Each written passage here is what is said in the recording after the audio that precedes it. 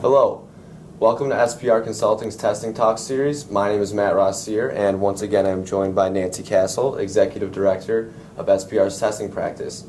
Nancy, last time we had you on, we talked about robust automation frameworks. Yes, it is important to have a robust automation framework in order to reduce the cost of maintenance over time. And there's a few key components of an automation framework. First, how you handle your test data, then how you design and develop your automated scripts, and executing those scripts, especially within a DevOps solution, and logging the events that occur during automation, and of course, you're reporting your final results. And what makes logging so important in an automation framework? Well, logging provides you visibility into what is really happening when your automated scripts are running.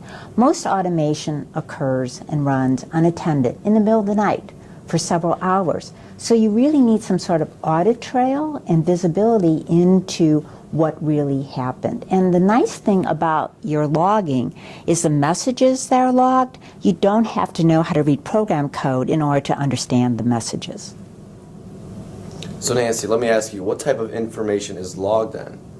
What is written to the log depends upon what the automation engineer actually codes into their automated script. And we recommend that every iteration, every event within the test case is logged. And that's for both the test steps that pass as well as those that fail, and also to log the timing of the test execution. And the reason why you want to do this is you want to make sure that all of your planned steps actually do execute. And the timings are important, especially if you find out that your automated script is taking a longer amount of time to run and you have to go in to see where it's taking longer than you expect. Does that mean that there are any rules that you should have when writing messages for the logs? Oh, absolutely, you need some rules because these log files can become quite huge. Take, for example, one simple test case that may have 10 steps, but you want to iterate through it 15 times. Well, that adds up to 150 log messages just for that one test case, and you have many more test cases.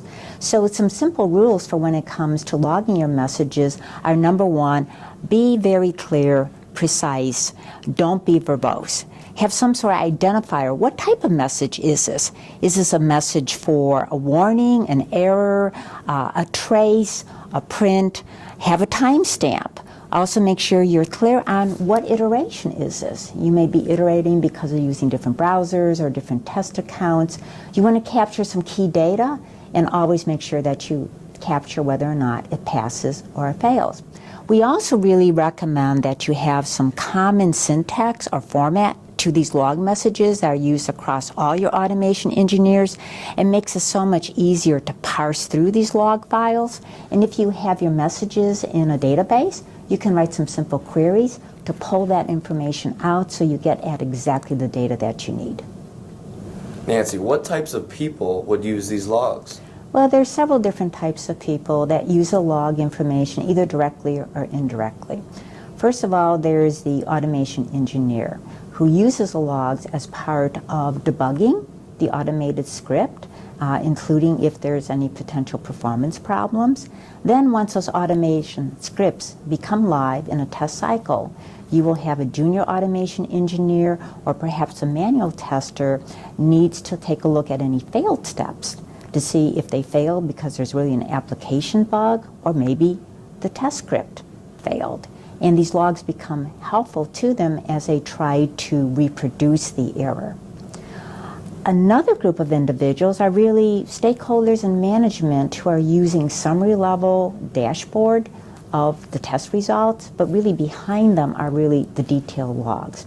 And the last person that uses it is really the test automation engineer, because these logs provide a wealth of big data about your test automation suite, and your architect can really take a look at, well, are there certain test scripts that perhaps are failing more often than others, and maybe it's time to replace those scripts or maybe do some refactoring.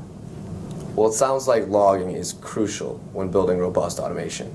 Yes, it is. And the logging capabilities really depends upon your automation tool, whether it's a commercial tool or an open source tool. So the best thing to do is really learn the capabilities of your automation tool, and remember to always add some of your own standards when it comes to how to code the log messages. Nancy, thank you so much for coming by and sharing your insights with us. For more information, you can watch out for our next testing talk, or you can visit spr.com.